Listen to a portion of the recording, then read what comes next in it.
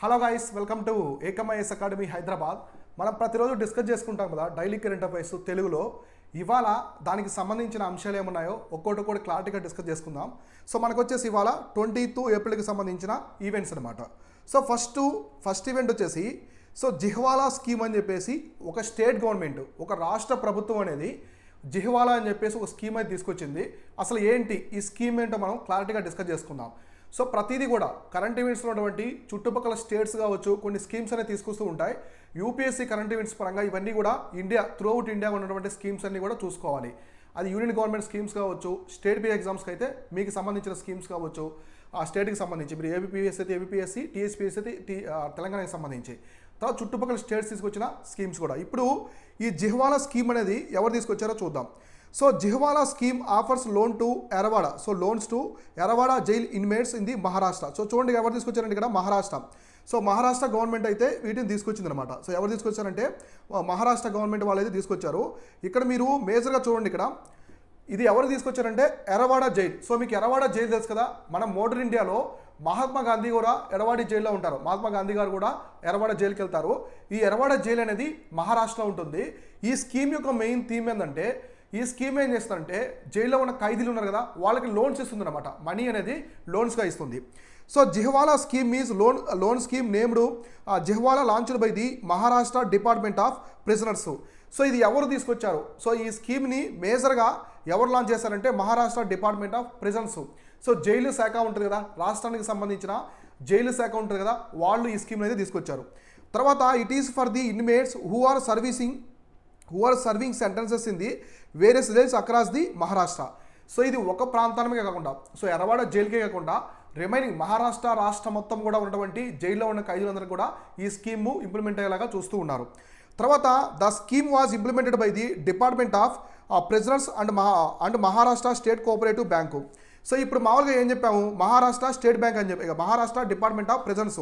So ఈ department plus ఇంకో department ఏముంది, ఇంకో డిపార్ట్మెంట్ వచ్చేసి ఏంటి, మహారాష్ట్ర స్టేట్ కోఆపరేటివ్ బ్యాంక్ అనమాట. మహారాష్ట్ర స్టేట్ కోఆపరేటివ్ బ్యాంక్ వీళ్ళిద్దరు కూడా కొలాబరేట్ అయ్యి ఈ జిహ్వాలా స్కీమ్ని అయితే తీసుకొచ్చారు. తర్వాత it has been started in the Pune's Yerawada jail, central jail. మామూలుగా వీళ్ళు ఈ స్కీమ్ త్రూఅవుట్ మహారాష్ట్ర మొత్తం తీసుకొచ్చినప్పుడు కూడా దీన్ని మొట్టమొదటి ఫేజ్లో ఎక్కడ స్టార్ట్ చేశారంటే ఎరవాడ జైల్లో స్టార్ట్ చేశారు. సో ఎరవాడ జైలు ఎక్కడ ఉంది మీకు తెలుసు కదా, పూణే. సో మహారాష్ట్రలోని పూణేలో ఈ ఎరవాడ జైలు అనేది ఉంటుందన్నమాట. ఇది ఒకటి గుర్తుపెట్టుకోండి. సో నెక్స్ట్ ఈవెంట్ వచ్చేసి ద వోల్కిలూటో. సో వోల్కిలూటో 3 రియాక్టర్ అని చెప్పేసి ఒక న్యూక్లియర్ రియాక్టర్ అయితే వార్తల్లో ఉంది. సో న్యూస్లో అయితే ఉంది. ఇది వార్తల్లో ఎందుకు ఉందో ఇప్పుడు మనం క్లారిటీగా డిస్కస్ చేసుకుందాం. So Europe's most powerful nuclear reactor the Olkiluoto 3 reactor has been completed test phase in the Finland. So ఎక్కడ ఉందంటే ఇది వార్తల్లో ఉందన్నమాట. సో ఇది వచ్చేసి వార్తల్లో ఉంది. సో ఈ వోల్కిలూటో 3 రియాక్టర్ అనేది ఎక్కడ కన్స్ట్రక్ట్ అవుతుందంటే ఫిన్లాండ్ అనమాట. సో ఫిన్లాండ్ దేశంలో అయితే కన్స్ట్రక్ట్ అవుతూ ఉంది. ఇది యూరోప్లోనే మోస్ట్ పవర్ఫుల్ రియాక్టర్ అనమాట. అంటే ఐరోపా ఖండం మొత్తంలో వచ్చేసి ఇది most powerful reactor. So nuclear reactor ఎందుకు యూజ్ చేస్తారు, మేజర్గా పవర్ని, విద్యుత్ శక్తిని ఉత్పన్నం చేసేదానికి ఉపయోగించడానికి చేస్తూ ఉంటారనమాట. అయితే ఇక్కడ the Olkiluoto 3 reactor in the UPR. So EPR అంటే యూరోపియన్ ప్రెజరైజ్డ్ వాటర్ రియాక్టర్ అనమాట. సో వాటర్ ప్రెజర్డ్ రియాక్టర్స్ ఉంటాయి కదా, సో రియాక్టర్స్ చాలా టైప్స్ ఉంటాయి, ఇందులో వాటర్ ప్రెజర్డ్ రియాక్టర్ అనమాట ఇది వచ్చేసి. So it is the first new generation EPR or European pressured reactor plant have gone online in the Europe. So ఇది ఆన్లైన్లోకి తీసుకొచ్చానమాట. దీనికి సంబంధించిన ఇన్ఫర్మేషన్ మొత్తం కూడా త్రూఅవుట్ ఆన్లైన్ డిజిటలైజేషన్ అయితే చేస్తూ ఈ రియాక్టర్ అనేది తీసుకొస్తున్నారు. సో మీరేం చేయాలంటే దీంతోపాటు మన ఇండియాలో ఉన్నటువంటి న్యూక్లియర్ ప్లాంట్స్, న్యూక్లియర్ రియాక్టర్స్ ఏమున్నాయి మొత్తం చూడండి. తర్వాత మనకి అప్సరా అని చెప్పేసి ఒకటి ఉందన్నమాట. సో అప్సరా అనేది చాలా ఇంపార్టెంట్. ఈ అప్సరా ఏంటంటే మన దేశంలోనే, భారతదేశంలో మొట్టమొదటి న్యూక్లియర్ రీసెర్చ్ రియాక్టర్ పేరు వచ్చేసి అప్సరా అనమాట. ఈ అప్సరా అయితే అప్పుడు తీసుకొచ్చారు న్యూక్లియర్ రియాక్టర్. సో తర్వాత మనకి అన్నిట్లో తీసుకొచ్చారు, రావణపట్ట కావచ్చు, కూడంకులం, కల్పకం కావచ్చు. రీసెంట్గా ఆంధ్రప్రదేశ్లో కొత్తగా అనౌన్స్ చేశారు కదా, అందులో కొవ్వాడ అని చెప్పి శ్రీకాకుళం డిస్టిక్లో కూడా ఒక న్యూక్లియర్ రియాక్టర్ అనేది నిర్మిస్తూ ఉన్నారన్నమాట. సో జైతాపూర్, మహారాష్ట్ర జైతాపూర్, ఈ విధంగా అయితే అన్నీ కూడా చూసుకోండి. సో నెక్స్ట్ దీనికి సంబంధించి మనం చూస్తే it is located in the Finland. So ఇది ఎక్కడ ఉందంటే Finland, built by the French led Areva. So Areva Siemens consortium.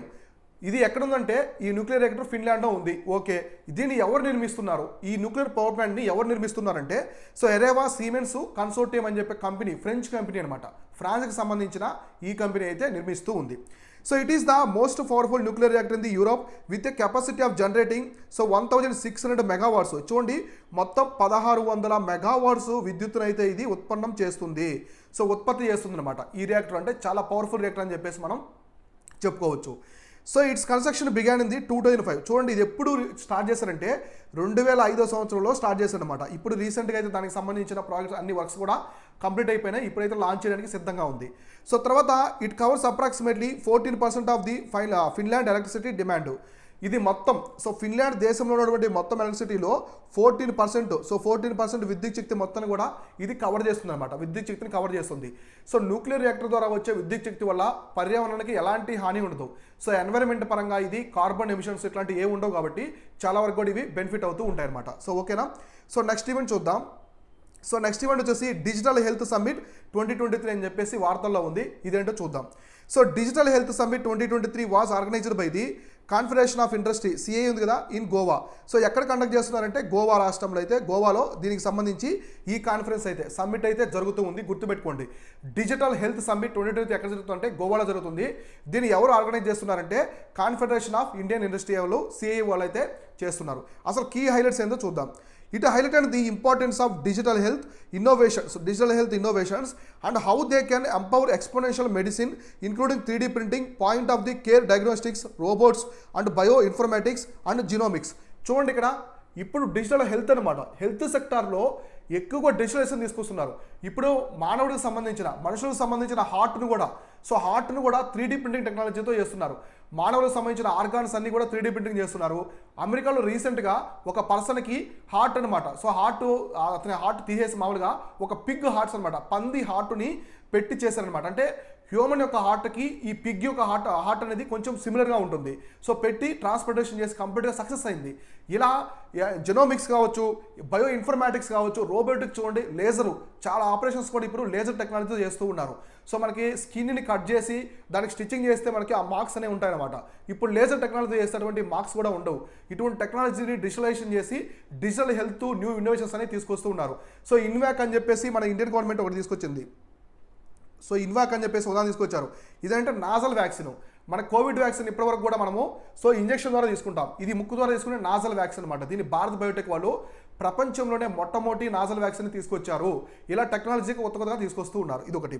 తర్వాత it aims to create a digital public goods framework, promote standardisation of the interoperability, data privacy and data security. So ఇందులో digitalisation కాబట్టి data security ఉంటుంది, data privacy ఉంటుంది, ప్రతి ఒక్కరు కూడా సెక్యూర్గా తీసుకుంటూ ఉన్నారు. కాబట్టి హెల్త్ కూడా ఈ డిజిటల్ హెల్త్ ఇండియా సమ్మిట్ ద్వారా మనము హెల్త్ సెక్టార్లో గ్రో అవ్వాలి, అభివృద్ధి చెందాలనే ఉద్దేశమే దీని యొక్క టార్గెట్ అనమాట. సో నెక్స్ట్ ఈవెంట్ చూద్దాం. సో నెక్స్ట్ వచ్చేసి naval defence drills in the Sea of Japan. So ఎక్కడ చేస్తున్నారంటే జపాన్ సముద్రంలో నావల్ డ్రిల్స్ జరుగుతున్నాయి. సో ఇందులో ఓన్లీ జపానే చేసిందా లేదా ఇతర దేశాలు కలిసి చేశాయని చెప్పేసి ఇప్పుడు మనం డిస్కస్ చేసుకుందాం.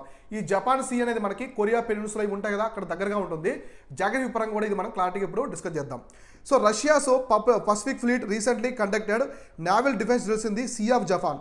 సో ఇక్కడ ఎవరు కండక్ట్ చేశారంటే నావల్ డ్రిల్స్ జపాన్ వాళ్ళు కాదు, రష్యా అనమాట. రష్యా కంట్రీ వాళ్ళు నావల్ డ్రిల్స్ చేశారు. ఎక్కడ చేశారంటే సీ ఆఫ్ జపాన్ అయితే చేశారనమాట. Sea of Japan is marginal sea of the western Pacific Ocean. So మామూలుగా మనకి పసిఫిక్ ఓషన్ ఉంది కదా, ఈ పసిఫిక్ ఓషన్లో వెస్టర్న్ సైడ్ అనమాట. ఇక్కడ నార్త్ అమెరికా, కెనడా ఇవి ఉంటాయి కదా. సో ఇక్కడ వచ్చేసి రష్యా, జపాన్ ఉంటాయి కదా, జపాన్ వాటికి సంబంధించి ఉంటాయి కదా. సో ఇక్కడ అనమాట జపాన్ ఇక్కడ ఉంటే, ఇక్కడ ఈ వెస్టర్న్ పసిఫిక్ రీజియన్లో సీ ఆఫ్ జపాన్లో ఈ రష్యా వాళ్ళు అయితే నావల్ డ్రిల్స్ అనేవి చేశారు. So it is the eastern Asia, it is located in the eastern Asia and bounded by the Japan and Sakhalin Island to the east and by Russia, Korea on the Asian mainland of the west. So ఇది ఎగ్జాక్ట్గా location ఎలా ఉంటుందంటే located ఇది eastern Asia, అంటే తూర్పు Asia వైపు ఉంటుంది. దీనికి సరౌండింగ్ ఏముంటాయంటే జపాన్ ఉంటుంది, సాక్లిన్ ఐలాండ్ ఉంటుంది, సో సకాలిన్ ఐలాండ్ ఉంటుంది, తర్వాత రష్యా, కొరియన్ పెనిన్సులా, ఏషియా, తూర్పు ఏషియా మొత్తం కూడా ఈ బోర్డర్తో సీ ఆఫ్ జపాన్తో బోర్డర్ని షేర్ చేసుకుంటూ ఉంటాయి. అసలు సీ ఆఫ్ జపాన్ అంటే ఏంటి? వెస్టర్న్ పసిఫిక్, పశ్చిమ వైపు ఉండే పసిఫిక్ మహాసముద్రం యొక్క ఎక్స్టెన్షన్ అనమాట సీ ఆఫ్ జపాన్ అనేది. ఓకేనా. సో నెక్స్ట్ ఏరియా వచ్చేసి మొత్తం 3,77,000 600 స్క్వేర్ కిలోమీటర్లు అయితే మొత్తం ఉంటుంది ఈ ఏరియా అనమాట. మొత్తం వచ్చేసి మైల్స్ స్క్వేర్ కిలోమీటర్లు అంటే మనకి 9,78,000 స్క్వేర్ కిలోమీటర్స్ అయితే పరిధి అనేది ఈ సముద్రం అనేది ఉంటుందన్నమాట. సో కాబట్టి గుర్తుపెట్టుకోండి, ఈ సీ ఆఫ్ జపాన్ సముద్రంలో ఎవరు డ్రిల్స్ చేస్తున్నారంటే రష్యా వాళ్ళు అయితే డ్రిల్స్ అనేవి చేస్తున్నారు. ఇటువంటి లొకేషన్స్ బాగా చూసుకోండి, యూపీఎస్సీ ప్రిలిమ్స్లో ఎక్కువగా అడుగుతూ ఉంటారు. సో ఇంకా దీనికి సంబంధించి చూస్తే the sea itself lies in the deep basin separate from the East China Sea south by the Tsushima and Korea straits from the Sea of Okhotsk to the north by the La Perouse అంటే వచ్చేసి Tatar straits అనమాట.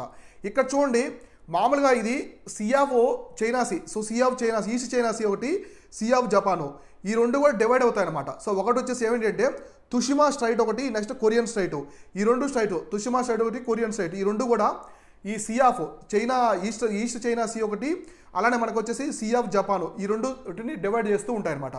తర్వాత see of ఓస్కోక్ ఉంది కదా, see of ఓస్కోక్ అనేది north వైపు ఇక్కడ ఉంటుంది అనమాట. సీ ఆఫ్ ఓస్కోక్ అనేది దీన్ని డివైడ్ చేస్తూ ఉంటుంది. ఏం డివైడ్ చేస్తాయంటే టాటర్ స్ట్రైట్స్ ఒకటి, నెక్స్ట్ వచ్చేసి లా పర్కోస్, ఈ రెండు స్ట్రైట్స్ అనేవి టాటర్ స్ట్రైట్, లా పర్కోస్ స్ట్రైట్ అనేవి ఈ రెండు ఓస్కోక్ సముద్రం నుంచి సీ ఆఫ్ జపాన్ అయితే డివైడ్ చేస్తూ ఉంటాయి. ఓకేనా, క్లారిటీ వచ్చింది కదా. సో ఇట్లా చూడండి. తర్వాత to the east it also connected with the Inland Sea of Japan by the Kanmon strait and Pacific by the Tsugaru straits. So ఇప్పుడు మనం చూద్దాం, ఇక్కడ చూడండి చాలా ఇంపార్టెంట్. ఈస్ట్ వైపు తూర్పు వైపు వచ్చేసి ఇన్లాండ్ సీ ఆఫ్ జపాన్ అంటే మనకి కన్మోన్ స్ట్రైట్ అనమాట. కన్మోన్ జంక్షన్ ద్వారా అటాచ్ అయి ఉంటుంది మనకి స్ట్రైట్. ఇంకోటి వచ్చేసి సుగారు స్ట్రైట్, ఇది చాలా ఇంపార్టెంట్. సుగారు స్ట్రైట్ అనేది చాలా ఇంపార్టెంట్, ఎందుకంటే ఈ సుగారు స్ట్రైట్ ఏం చేస్తుందంటే ఇప్పుడు జపాన్ ఐలాండ్స్ ఉన్నాయి కదా, సో ఇప్పుడు మనం జపాన్కి సంబంధించిన ఐలాండ్స్ గురించి డిస్కస్ చేసుకుందాం. సో ఇప్పుడు ఇదంతా కూడా జపాన్ ఐలాండ్స్ అనమాట. సో ఇదంతా జపాన్ ఐలాండ్స్.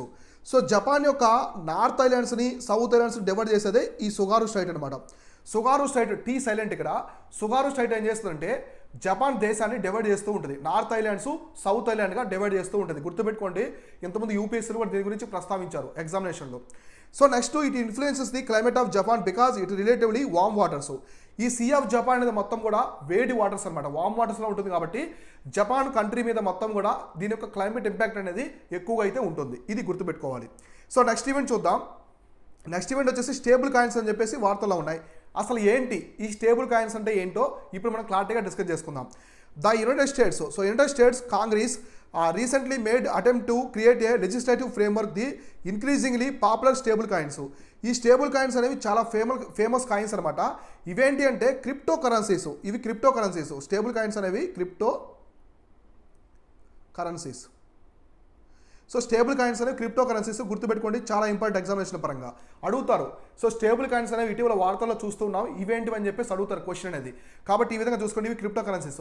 ఇవి వార్తల్లోకి ఎందుకు వచ్చిందంటే యునైటెడ్ కాంగ్రెస్ అంటే పార్లమెంట్ అని అర్థం అక్కడ.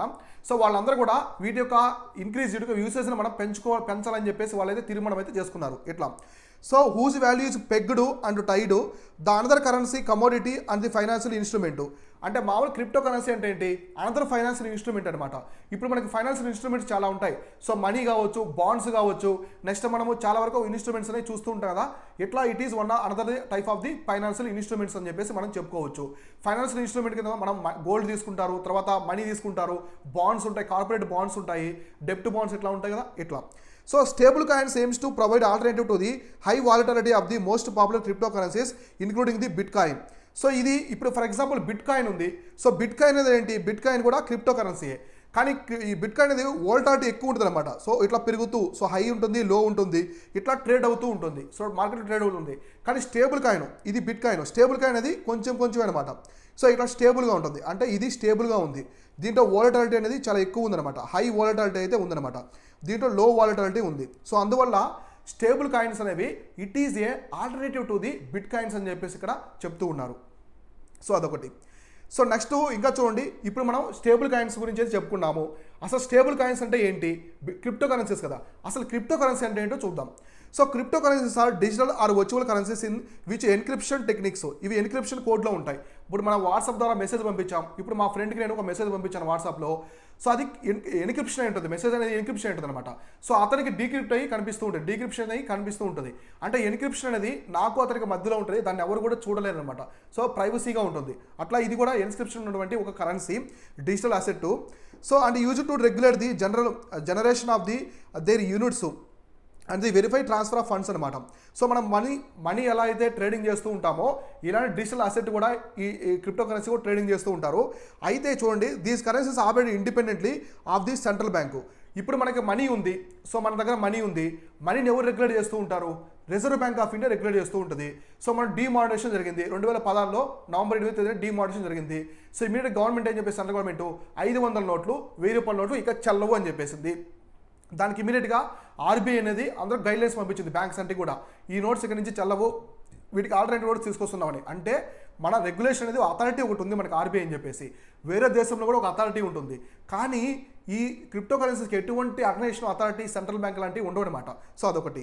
The economic transactions underlying the crypto currencies are decentralized, distributed and dispersed. So ఇది డీసెంట్రలైజేషన్ అయి ఉంటుంది అనమాట. ప్రాసెస్ అనేది డీసెంట్రలైజేషన్ ఉంది. దీంట్లో యూజ్ చేసే టెక్నాలజీ వచ్చేసి block chain technology. So block chain technology. So దీంట్లో యూజ్ చేసే టెక్నాలజీ వచ్చేసి బ్లాక్ చైన్ టెక్నాలజీ. ఈ టెక్నాలజీ యూజ్ చేస్తారు. ఈ టెక్నాలజీ ఎవరు తీసుకొచ్చారంటే సతోషి నకమాటో. సో సతోషి నకమాటో అని చెప్పేసి ఒక పర్సన్ అయితే ఈ టెక్నాలజీని, ఏది బ్లాక్ చైన్ టెక్నాలజీని అయితే ఆయన తీసుకొచ్చారనమాట. ఈయన father of blockchain technology ఎవరంటే సతోషి నకమాటో. ఈయన ఈ టెక్నాలజీని ఎప్పుడు తీసుకొచ్చారంటే, most famous cryptocurrency bitcoin was introduce in 2009. 2009 సంవత్సరంలో మొట్టమొదటి క్రిప్టో కరెన్సీగా బిట్ కాయిన్ని, అంటే మొట్టమొదటిగా కానీ ఈ బిట్ కాయిన్ అయితే క్రిప్టో కరెన్సీని అయితే ఇంట్రొడ్యూస్ చేస్తారన్నమాట 2009 సంవత్సరంలో. ఈ బ్లాక్ చైన్ టెక్నాలజీ యూజ్ చేస్తారు క్రిప్టో కరెన్సీలో. దీనివల్ల ఏమవుతుందంటే డీసెంట్రలైజేషన్ ప్రాసెస్ అనేది ఉంటుంది, ట్రేడ్ ఈజీగా జరుగుతుంది, ఫ్రాక్షన్ ఆఫ్ సెకండ్స్లో చాలా ఫాస్ట్గా ట్రేడ్ అనేది జరుగుతూ ఉంటుంది. దీంట్లో డిస్ట్రిబ్యూషన్ కావచ్చు, డిస్పర్సల్ కావచ్చు, అన్ని ప్రాసెస్ అనేవి జరుగుతూ ఉంటాయి. సో ఇదొకటి గుర్తుపెట్టుకోండి. క్రిప్టో కరెన్సీ యూజ్ చేసే టెక్నాలజీ వచ్చేసి block chain technology. Bit coin అనేది చాలా ఫేమస్. సో ఈ బిట్ కాయినే కాకుండా మనకి ఇంకా క్రిప్టో కరెన్సీస్ ఏమున్నాయి? సో బిట్ కాయిన్ ఒకటి, తర్వాత ఇప్పుడు స్టేబుల్ కాయిన్స్ ఇథీరియం కావచ్చు. సో ఇథీరియము, తర్వాత doji coin. So doji coin తెలుసు కదా మీకు, ఎలాన్ మస్క్ చాలా ఫేమస్ అయ్యారు. సో షినోయిబు అని చెప్పేసి ఒక చిన్న కాయిన్.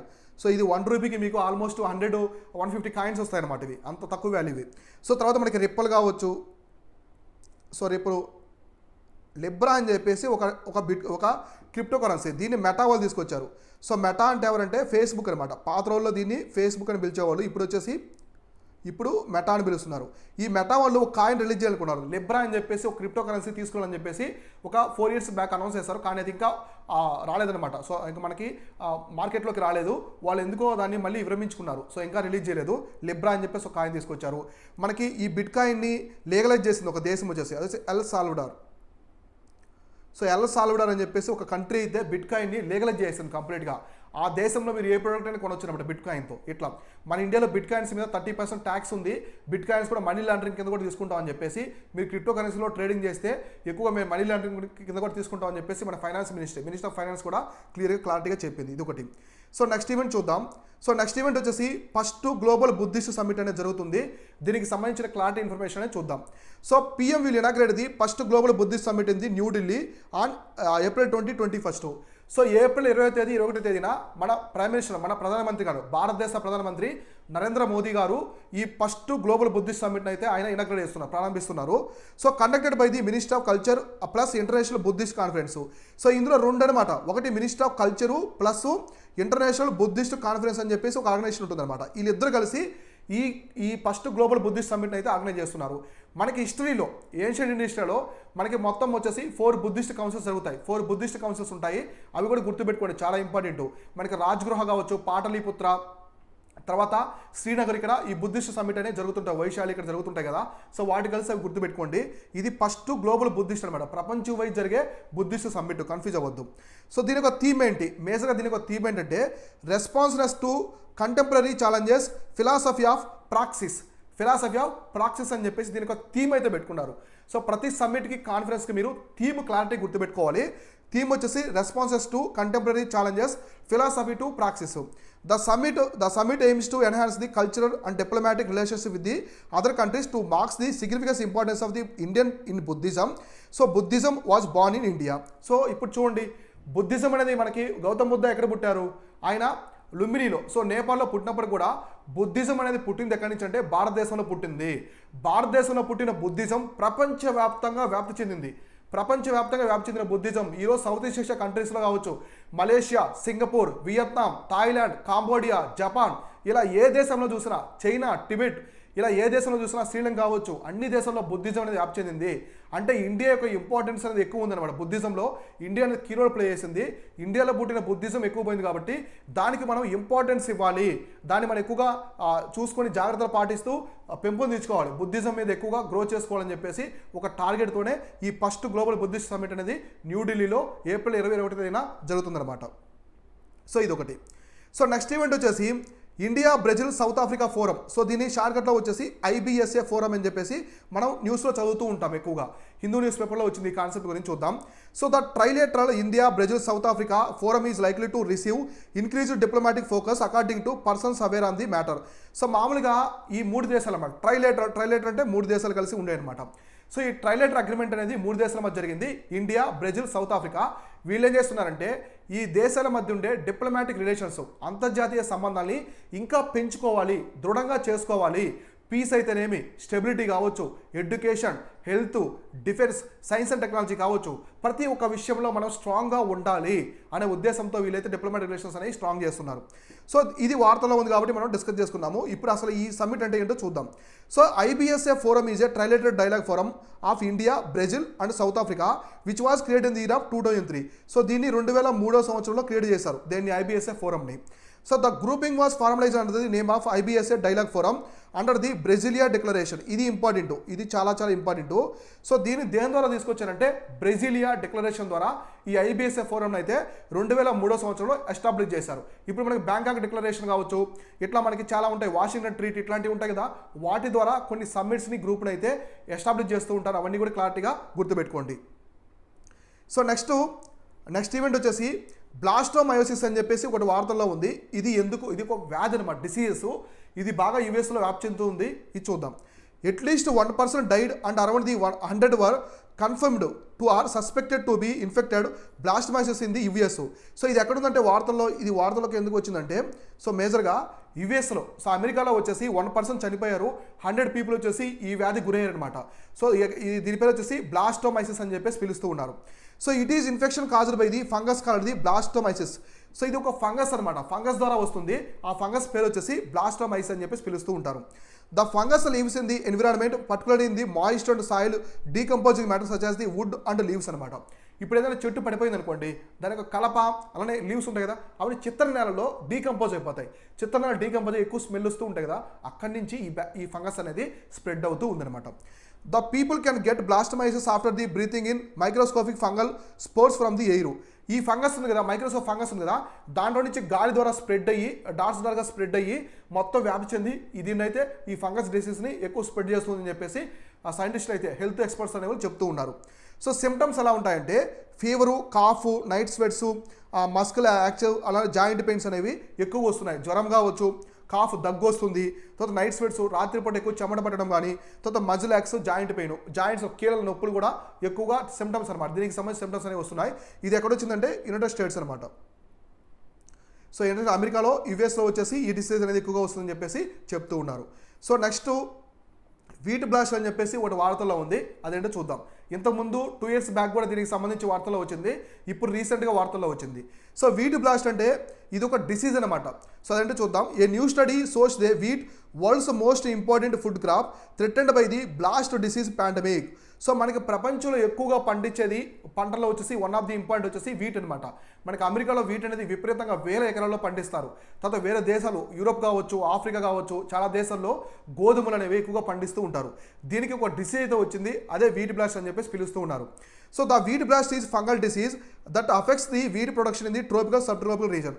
అంటే ఉష్ణమండలాలు కావచ్చు, సమశీతోష్ణ మండలాలు, 2 ప్రాంతాల్లో కూడా ఈ వీట్ బ్లాస్ట్ అనేది ఒక పెద్ద డిసీజ్గా మారి ఇది చాలా వరకు కూడా ఈ పంటని నాశనం చేస్తూ ఉందన్నమాట.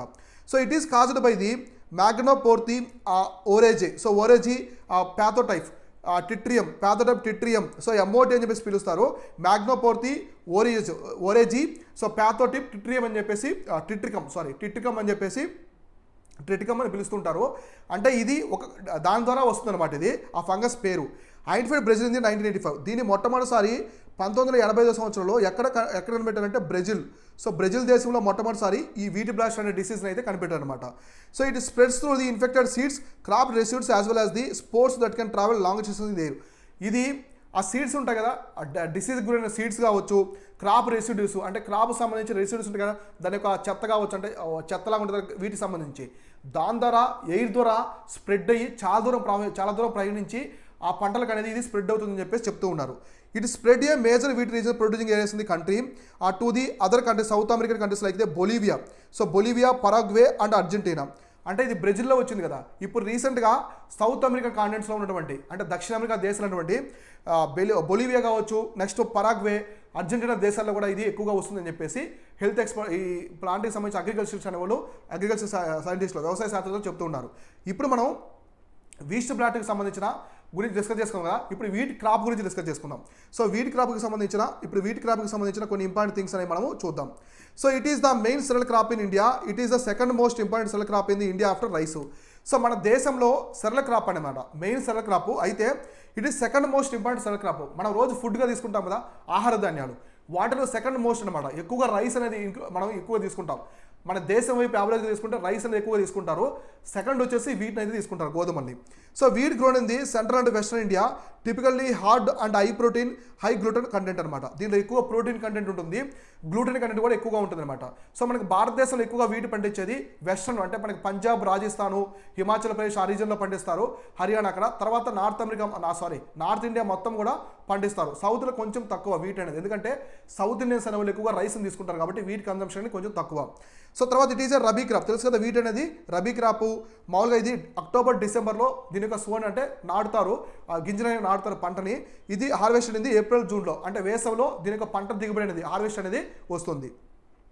సో మేజర్గా మన ఇండియాలో వీట్ గ్రోయింగ్ స్టేట్స్ ఏమున్నాయంటే, సో ఉత్తరప్రదేశ్, పంజాబ్, హర్యానా, మధ్యప్రదేశ్, రాజస్థాన్, బీహార్ అండ్ గుజరాత్. ఇక్కడ చూడండి మొత్తం కూడా నార్త్ ఇండియన్ స్టేట్స్ ఎక్కువ ఉన్నాయి. ఇప్పుడు ఇంపార్టెంట్ ఏంటంటే wheat growing largest producer of wheat ఏదంటే మన ప్రపంచంలోనే ఎక్కువగా వీటిని ప్రొడ్యూస్ చేసే కంట్రీ. సో కంట్రీ వచ్చేసి యుఎస్. సో యుఎస్ఏ అనేది లార్జెస్ట్ ప్రొడ్యూసింగ్ అనమాట. సో మన ప్రపంచంలోనే టాప్ ప్లేస్లో ఉంది ఏది వీటి ప్రొడక్షన్లో. సో మన ఇండియాలో వచ్చేసి ఉత్తరప్రదేశ్ అనమాట. ఇది ఇండియాలో. సో ఇండియాలో వచ్చేసి ఉత్తరప్రదేశ్ ఉంది, ప్రపంచంలో వచ్చేసి యుఎస్ అనమాట. కాబట్టి ఉత్తరప్రదేశ్ అనేది మన ఇండియాలో లార్జెస్ట్ ప్రొడ్యూసర్ ఆఫ్ వీట్ అనమాట. షుగర్ కూడా ఉత్తరప్రదేశ్, షుగర్ కన్జంప్షన్ కూడా షుగర్ ప్రొడ్యూస్ చేసే కంట్రీ కూడా ప్రొడ్యూస్ చేసే స్టేట్ కూడా ఉత్తరప్రదేశే. ప్రపంచంలో అయితే ఇండియా అనమాట. ఒకప్పుడు బ్రెజిల్ ఉండేది, ఇప్పుడు ఇండియా ఉంది షుగర్లో. కాబట్టి కన్ఫ్యూజ్ అవుతుంది, ఇవన్నీ కూడా క్లారిటీగా చూసుకోండి. లార్జెస్ట్ ప్రొడ్యూసర్ ఆఫ్ వీట్ వచ్చేసి ఉత్తరప్రదేశ్, ప్రపంచంలో అయితే యుఎస్. ఓకేనా? సో ఇవి వచ్చేసి ఇవాళ డైలీ కరెంట్ అఫైర్స్. ఇలా ప్రతిరోజు మనం ఒక్కొక్క ఈవెంట్ అనేది క్లారిటీగా మనం డిస్కస్ చేసుకుందాం. సో ప్రతిరోజు మన ఛానల్ని సబ్స్క్రైబ్ చేసి మీరు ఫాలో అవుతూ ఉండండి. ఈ టాపిక్స్ అనేవి మీకు ప్రతి ఎగ్జామ్ కూడా యూపీఎస్సీ దగ్గర నుంచి స్టేట్ పీసెస్, సెంట్రల్ ఎగ్జామ్స్ అన్ని కాంపిటేటివ్ ఎగ్జామ్స్ మీకు చాలా వరకు కూడా ఇవి ఉపయోగపడతాయి. ఇది వచ్చేసి ఇవాళ క్లాసు. నేను మీ Shivan, signing off. Thank you so much.